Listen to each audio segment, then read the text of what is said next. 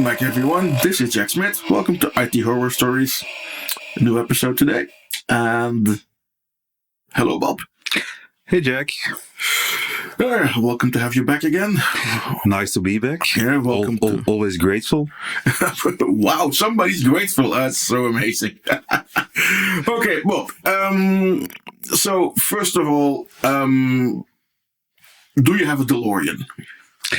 Sadly, no. I would like to have one. I would like to have one that actually goes faster than 88 miles per hour. But no, don't have one. Okay. So and we're also not going back to the 50s. We're going back to the early 2000s. Oh, the early 2000s. The early 2000s.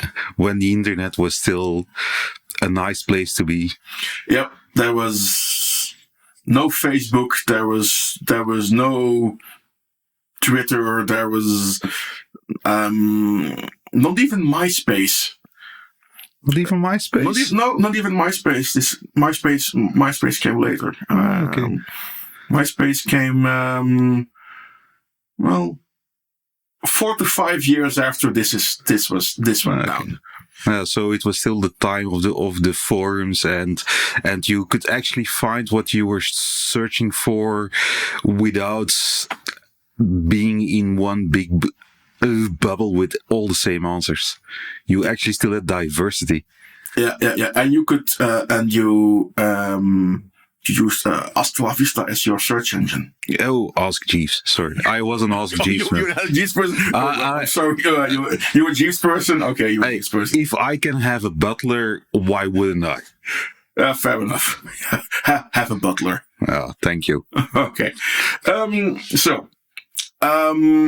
Early 2000s, and we are in a very, very big logistics company. Mm-hmm. If you think about the movie Planes, Trains, and Automobiles, that's what they did back then.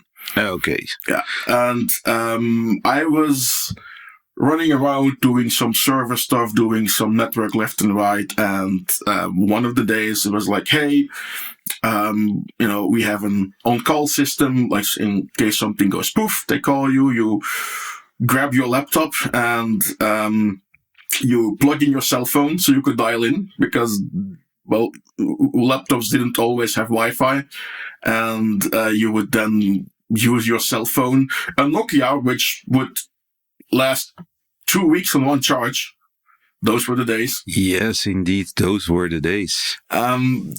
And you would dial in, so that's what happened. Also, say this logistics company, business would run 24/7 and 364 days a year, and that one day that will become very important in the story, because that one day was a New Year's Eve. That this is going down. It was the only day that the entire company had off because it was New Year. They work on Christmas, they work on Easter. On New Year is the only day that they say, this is when we have very, very low activity. So, yeah. Fine. And they asked you to be standby during that day. Like, what could go wrong? Of course, what could go wrong? Absolutely nothing. You go to the New Year's party, etc., and you're off.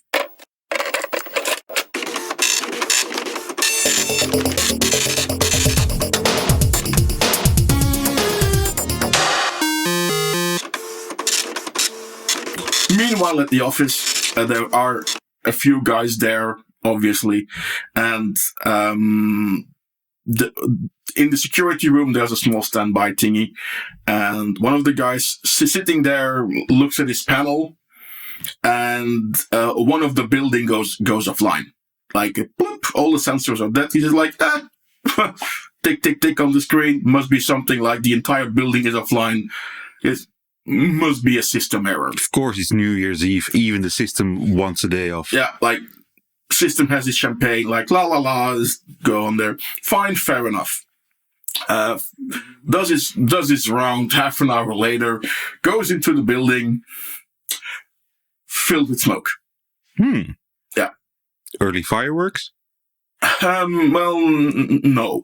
But no fire alarm, no nothing, because the building was offline. Find out, well, this is very likely not the system failures anyway. People are noticed,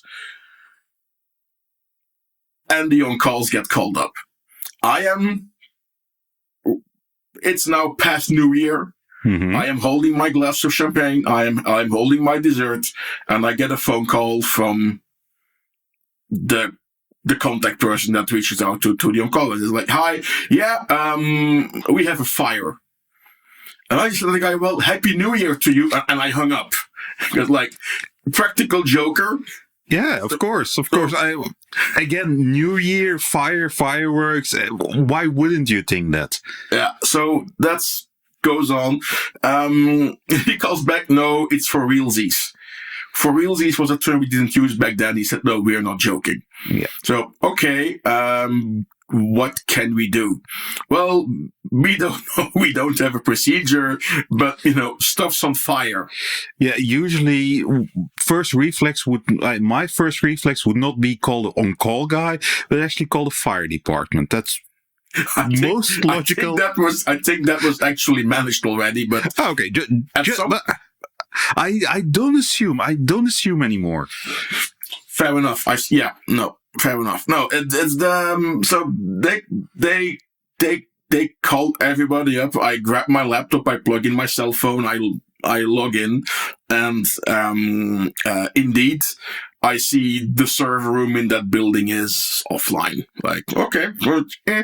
Now, luckily, back then, this early 2000s, we had something called Windows 2000 Advanced Server. Ooh, I remember that one. On our systems, and we had a thing called clusters. Mm-hmm. And then we had stretched clusters, meaning that they could be in different buildings. So we had our file server, our print server, our database server. All those things were spread out over 2 buildings. You log in to the magnificently wonderful cluster console that Windows had back then.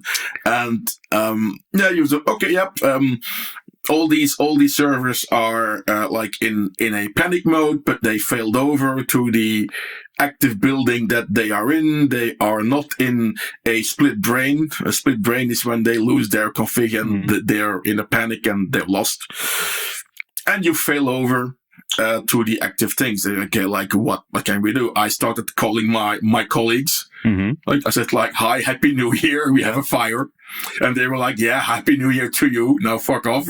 No, it's a fire. So things are failed over, but I'm going to go to the office and I might call you back. I might not call you back, but just be aware that we have something going on.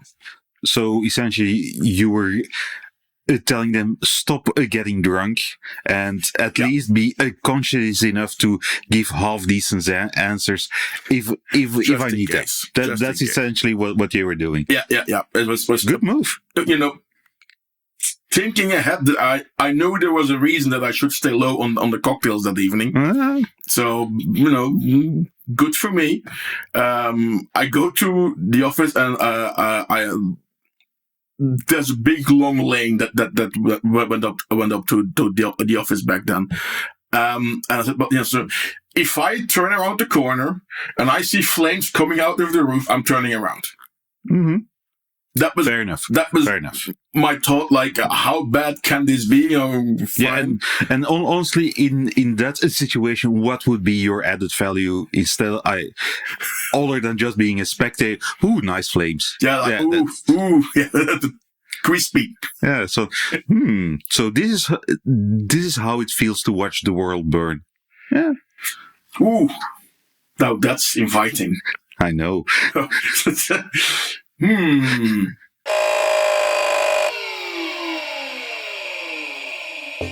This podcast features Jack Smith and guests. We say thank you to our demo scene friends who helped making this podcast possible. Commander Homer for editing, Danko for music and audio advice, NetPoet for additional voiceovers.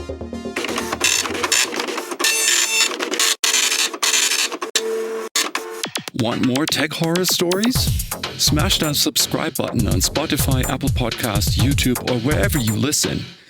Reviews and shares help a ton. Visit us at ithorrorstories.eu or email us at hello@ithorrorstories.eu. We're excited to hear from you. We now return to our episode of today.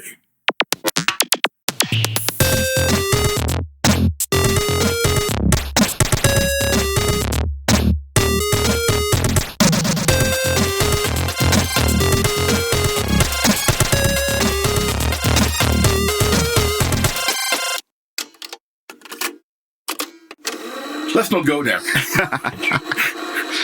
So no, you drive up, you walk into the building, and our data room was upstairs, but we see that the lower floor, the basement, is completely filled with smoke, and from the smoke, like in a Darth Vader style, the weekend shift supervisor from back then came up with a gas mask on. That's an image. That's an image. And you know this better than anybody else. Yes, indeed. Yes, indeed. And it's just like, woof, woof, woof, woof, woof. Like, hey. It's like, yeah, just for clarification, I also used to work at that specific logistics company around that same time. So I know. But we never worked together. We never worked together. We missed each other with a couple of weeks, I think. Yeah, indeed. But yeah, so I know the people involved, and the imagery is actually quite spot on. This is that was a thing. And then also the weird thing and the good thing was that because it was New Year's Eve, like all the on-call guys, they said, well, all management said, hey, you'll have to. I'll be on call. Nothing is going to happen anyway. So we had the chief electrics, the chief logistics, the chief plumber. Everybody was there. So essentially, if something happens, you want it to happen that specific day because you actually have the people on call who can get shit done. And it's the only day of the year that business was not running. Even better. That's like the entire day of the year, and there's one day where we say like we're not transporting anything. Everybody is at home. That is when the thing that went foom decided to go foom. Of course, but if you're saying that, then my gut feeling would be that the thing went foom because business wasn't running and you were doing some outside of business activities. No, actually, no. It was.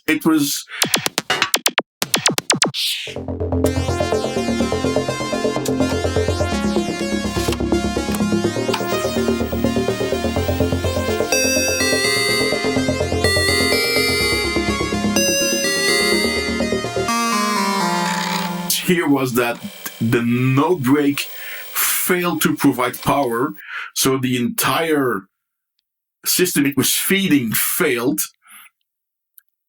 including the server room, emergency lights, the alarm system. So no fire alarm because. But also the blowing air into the room of the no break. Yes, that's a pretty picture. Which then happened the fire to not get any new oxygen, and you just fizzled out. Yeah.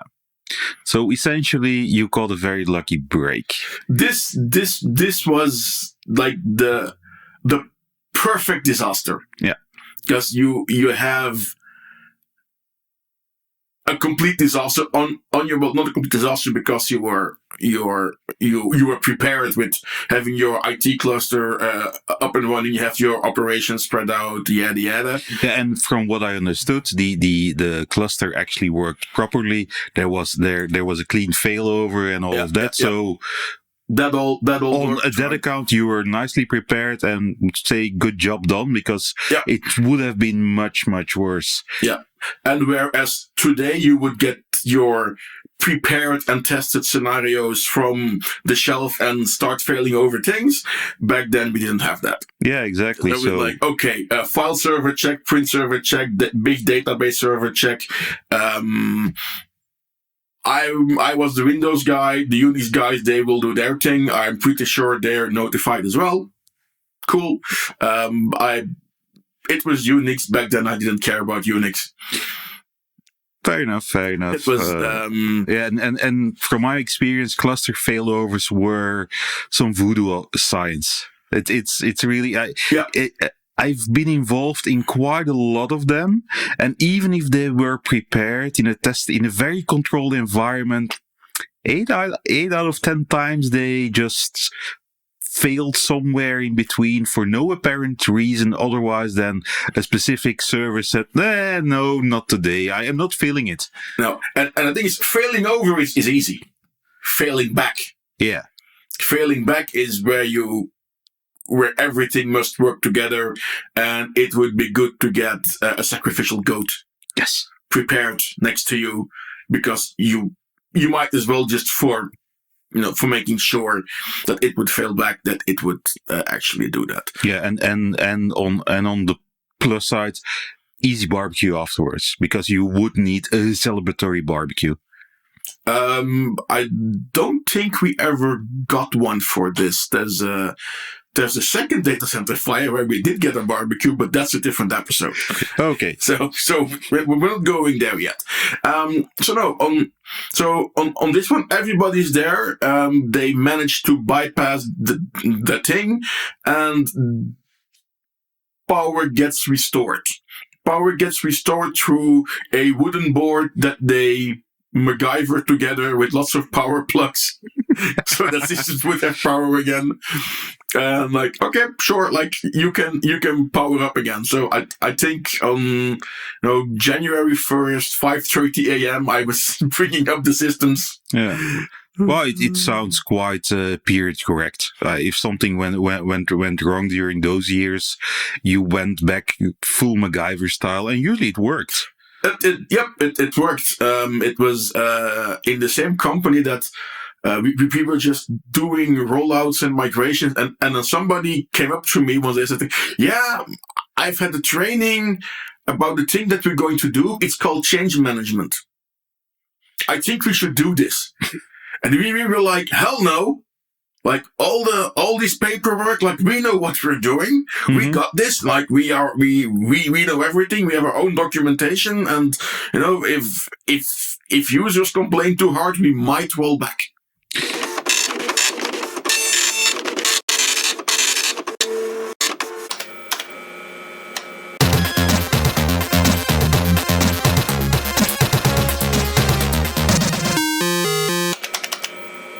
Yeah.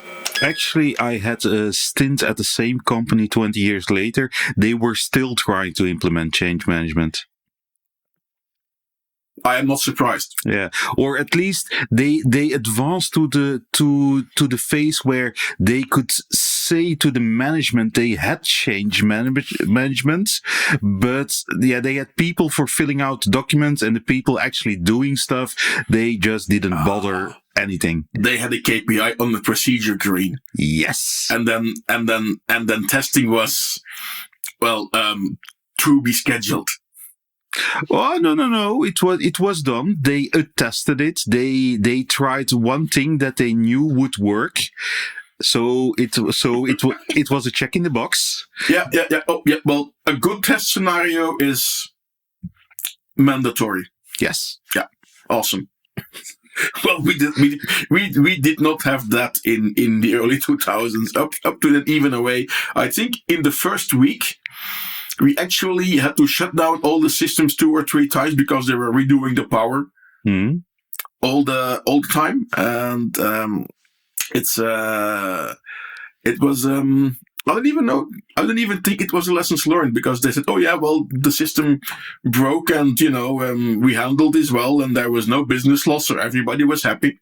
So there was not even the lessons learned that it might be a good thing to have the fire alarm on a separate electrical system, or with a separate electrical backup.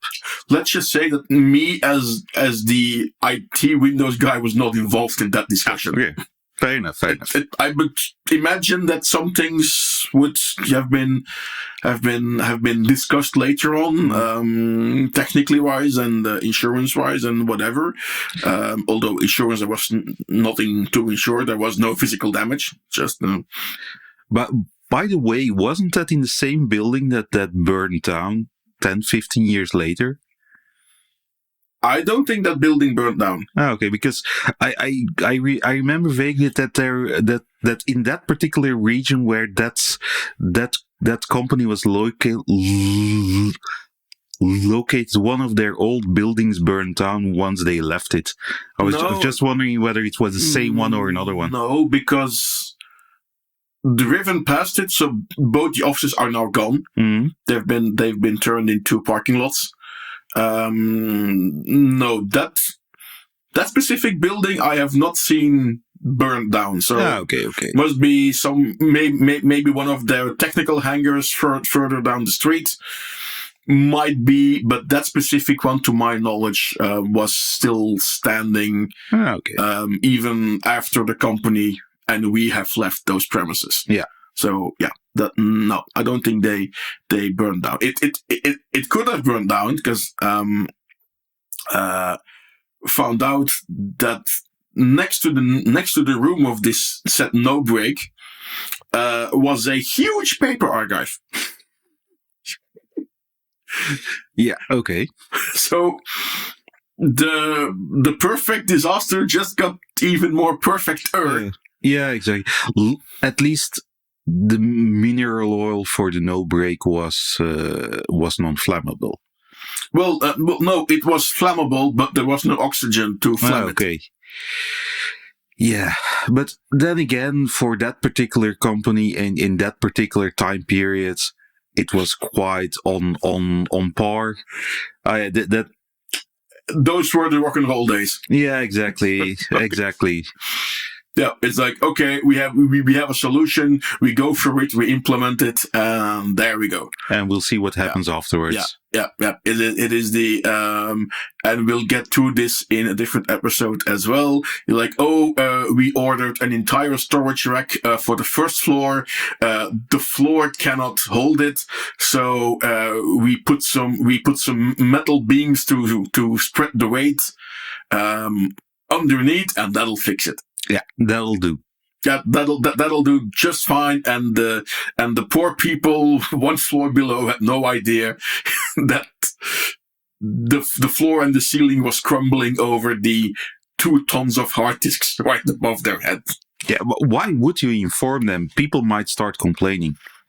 Oh no, you cannot have that because there are no procedures for that. Exactly. So yeah, in the end, it kept running over there. They kept the premises for, I think, at least 10 more years before they moved out. Yeah, something like that. All those systems. I talked to some old colleagues from me back then. They, after their lifespan of the stuff I worked on 6-7 years later, they switched them off and they left them. Because they had no further use to them, they were already moving. All that stuff got scrapped. I think it was really back then we had a good setup, like having a split server set up with synced storage over 2 buildings. We were very lucky that we had everything set up in place, and we fought really hard that we could get that set up all available. But looking at the company, it made sense because it had to be there. You couldn't lose, like a day losing business with tens of millions. Yeah, in euros, easy. Yeah, I remember during the time that I during my first stint there, right after you left, even an outage of 5 minutes and all hell broke loose. It was any outage more than 5 minutes was immediately involvement of senior management who started shouting.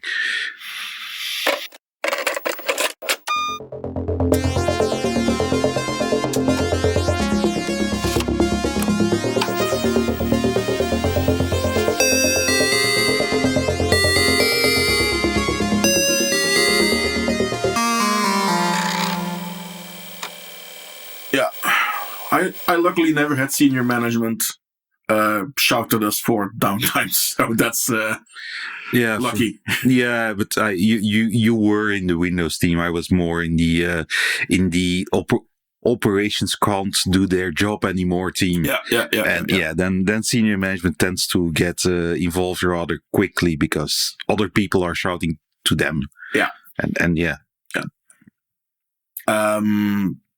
Reminds me of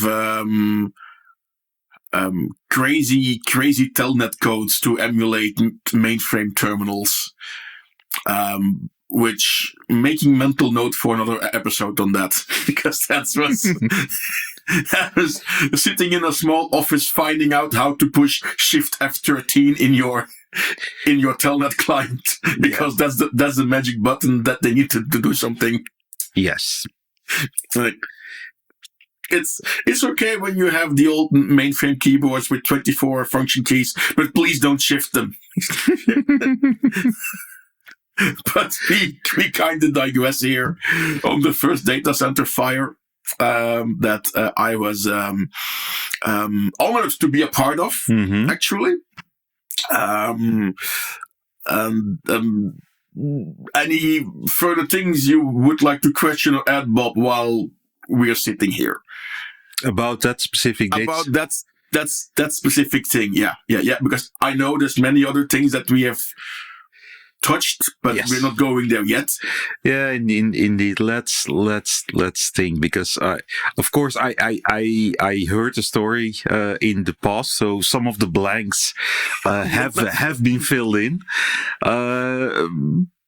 But yeah, it was a pretty complete story. I think you touched most of it. Yeah. The preparation on I know that the preparation you guys did to get that infrastructure virtually rock solid was good, was more than good, because we rarely had any during the time I was there, we rarely had any infrastructure issues. Most of the time, if something went wrong, it was a user abusing the system for something that it shouldn't be used for, like make that management and hidden laptops, but that's a different podcast. Management, hidden laptops. I was more thinking about the senior manager using his Netscape mailbox as a way to transfer movies between him and his family. And apparently Netscape didn't do all too well with the mailbox over 60 gigabytes in size, which actually crashed the mail server globally. This is when our listeners will learn that, except for a browser, Netscape had a mail client and had their own mail server. Yes. So as we said, these are the old days of the internet when Netscape was still around and had server products. Yeah, and essentially Netscape was the mainstream. It was one of the biggest offerings, and it was quite decent as long as you use it within bounds. Of course, as long as you don't use it to store your movie collection. But yeah, did they eventually find out what caused No Break to fail? Just, to my knowledge, it's I'm taking you all with me because of age or bad luck or cosmic rays hitting something. No, I was never part of any follow-up. Never got any reports. But what the hallways say that it just went poof. It just went poof, and there was only one, so it took everything with it. Yeah, and then they were very lucky that the fan for the fresh air into the no break room also died, and then the fire went out. Yeah, because otherwise it would have been nasty, especially at that location. That would have had a severe business impact. Yes. Not only for them, but also for everyone involved, everyone in the local neighborhood there. I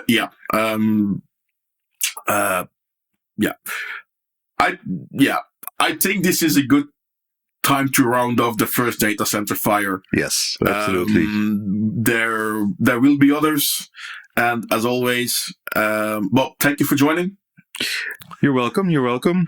Always happy to be here. Always a very, very big pleasure to have you here at the recording desk. And yeah, that's it. Thanks for tuning in. The content of this podcast is intended for entertainment purposes only and is meant to humorously explore various tech-related situations. Any resemblance to actual events or real persons, living or dead, is purely coincidental. We ridicule situations, never individuals or groups. Listener discretion is advised, and we encourage everyone to approach technology with a sense of humor and an open mind.